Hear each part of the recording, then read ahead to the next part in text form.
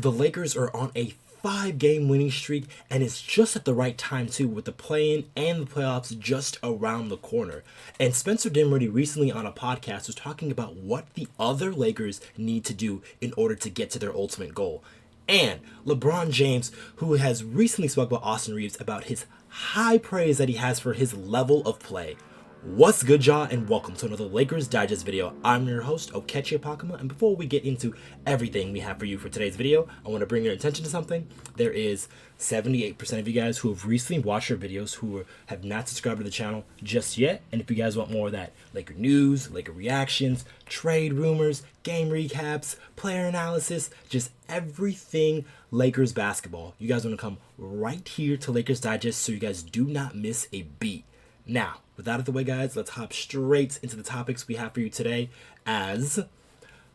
Dinwiddie talks about what the Lakers need to do.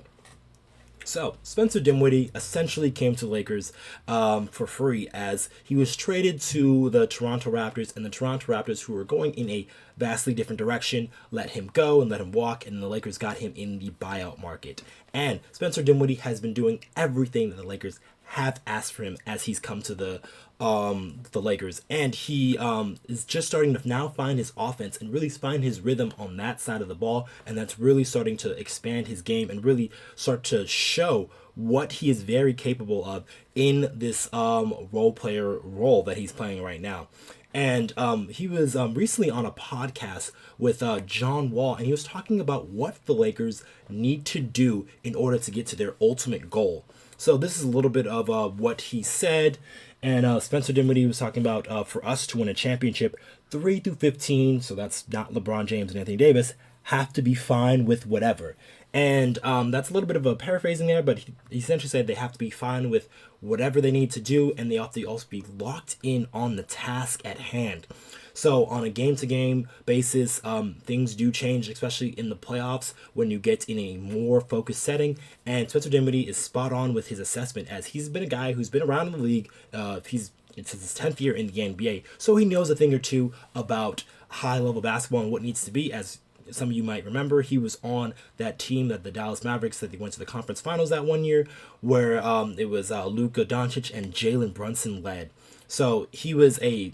massive piece on that team and was a big reason why the Dallas Mavericks got to where they needed to go. So Spencer Dinwiddie making the assessment isn't really far off, and it's exactly what the Lakers probably need to do, because LeBron James and Anthony Davis, especially when the playoff times come around, those guys are generally locked in and focused, and when they're healthy, they are tremendous for the Los Angeles Lakers for the past couple of seasons. But it's about the other guys and what they can do in those spots. So guys like the Rui Hachimuras of the world, the D'Angelo Russells, Austin Reaves, Spencer Dinwiddie, Taurean Prince, Jackson Hayes, all the guys who are going to be expected to get minutes in the postseason are going to have to be locked into the task that they need to do. And each and every player, while they can't be really concerned about getting a certain number or getting a certain points and getting certain stats, because in the playoffs, it doesn't really matter about that. It's about winning games and doing whatever you need to do to win that ball game. So Spencer Dinwiddie really understands that, and probably sees that with some of the other Laker guys, because we saw last season with guys like Austin Reaves and Rui Hachimura really coming to play at situations, even D'Angelo Russell in spots. And then guys last season not on the team, guys like a Dennis Schroeder really played well for the Los Angeles Lakers. So all of these guys kind of understand what it takes a little bit to be in a high-level playoff situation and what to do in those situations. But some of these other guys, maybe guys like Jackson Hayes, who's a little bit younger, Christian Wood, we'll see if he makes his return, but they haven't had as much an experience, but they got to listen up to guys like Dinwiddie or guys like D'Lo, who have been there before, or guys like obviously like LeBron James and Anthony Davis, as they're going to need to do some of these things, as the Lakers are currently sitting in that 9th spot right now, but it's going to take a bit of a climb and a bit of consecutive wins for the Lakers to really cement themselves and really get into the spots they need to be when the postseason comes around. But that kind of leads me into my next topic, as LeBron James was recently talking on a podcast with JJ Redick, that new podcast that he has out there, and he said, LeBron had high praise for Austin Reaves. So, LeBron James is a very calculated individual, and he does certain things at a certain time that will benefit his team in the current moment and then possibly for them down the road. And that's exactly what he's been doing for teammate Austin Reaves. So, many of you Laker fans know LeBron James and Austin Reaves have tremendous chemistry on and off the court. They're guys who play very well together, and it's because Austin Reaves has a very high level of basketball IQ, and LeBron James notices that. So LeBron was recently, like I said, talking with JJ Redick in his podcast, and he said this about Austin Reaves. So he said, obviously last year in the Grizzlies series, Austin Reaves gained a lot of trust from me, but I also trust him to make the plays, just like AR goes out and just like that, AR go and win this for us. So what he was talking about or alluding to was game one of last year in the Memphis Grizzlies series in that first round, where Austin Reaves was a major factor down the stretch and really helped close the game for the Los Angeles Lakers, as LeBron was really deferring to Austin Reaves during that time period and really letting him cook down the stretch. And that was that I am him game where he hit a big shot and then it was screaming I am him. And so that was a really big development stage and a moment for Austin Reaves, as that was his first playoff game and that was his first real chance on that stage. And LeBron James, who has been around the league for essentially forever and understands some of these things, really understood in that moment that if he was able to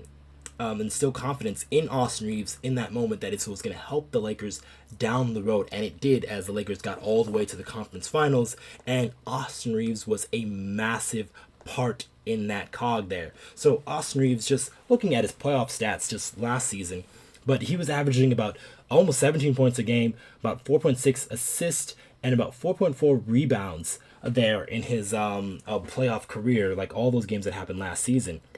And that is really tremendous for a guy who has never been on that high level of a stage, and that moment didn't shake him. And a big kudos to that goes to LeBron James, as he, like he said, he had that trust in Austin Reaves, and then that really grew, especially in that Memphis series. And then that kind of works back and forth, as those two guys, they really do trust each other, and they have very high basketball IQ, so they work very well off of each other. We'll see in these Laker games that LeBron James and Anthony Davis, especially in late game situations, they go to a lot of screen and roll with each other, whether it's LeBron screening for AR, Austin Reaves, or Reaves screening for LeBron James. Both of these guys are both smart enough to manipulate defenses and really get to certain spots on the floor. And a big reason why they're able to do this at a very high level is trust. And not only Reaves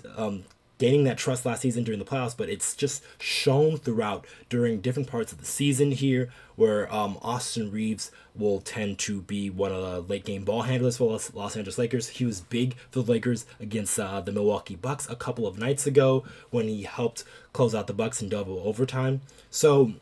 all these things that LeBron James does, whether it's a little or small there, like, it really helps the Lakers, and probably is going to help Austin Reaves, as LeBron James also said more in that podcast that he not only believed that it was going to help the Lakers, but it was also going to help Austin Reaves post whenever, LeBron moves on or retires or goes on and do something else, as Austin Reaves,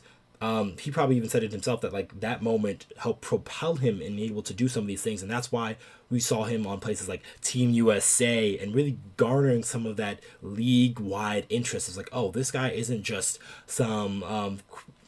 player that Laker fans are just crazy fanatic about, but he's a real player that can make really good high-level moves and situations in high-leverage moments. So this type of play that Austin Reaves has been playing with, and it's really bodes well for the Los Angeles Lakers, as it gives them another high level ball. I can't say that, but a high level ball creator in late game situations. But that's probably going to be it for this video here, and just let us know what you guys think in the comments down below about what you think about Spencer Dinwiddie. About, is he spot on with the rest of the guys 3 through 15 being